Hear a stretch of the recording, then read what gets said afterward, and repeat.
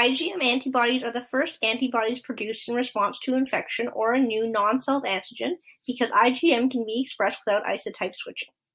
Because these IgM antibodies have not undergone isotype switching, they are low affinity. IgM is usually detectable in the first week of infection, generally peaks on the 12th day of infection, and stays for 32 days before the levels of IgM antibodies decline. IgM antibodies are the largest antibody and compose 5 to 10% of all antibodies in the human body. IgG appears later after infection onset and persists after other antibody levels have dropped off. It is not known how long IgG persists for SARS-CoV-2 patients. Studies have shown IgG exists for years post-infection. Approximately 70 to 80% of the immunoglobulins in the blood are IgG. IgG antibodies are the long-term protection against pathogens.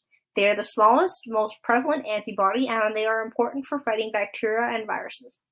IgG antibodies are stronger affinity. Neutralizing antibodies against SARS-CoV-2 spike protein were found 5 months post-infection. The spike protein is the only target for neutralizing antibodies for SARS-CoV-2. It is unclear how long these neutralizing antibodies will provide immunity against SARS-CoV-2, even though the neutralizing antibodies persist for years. Recent studies show that anti-SARS-CoV-2 antibody levels decrease 8 weeks after the onset of symptoms. So neutralizing antibodies produced post-SARS-CoV-2 infection exist, they go down, and that matters because when a protein isn't being used, it doesn't continue to be produced.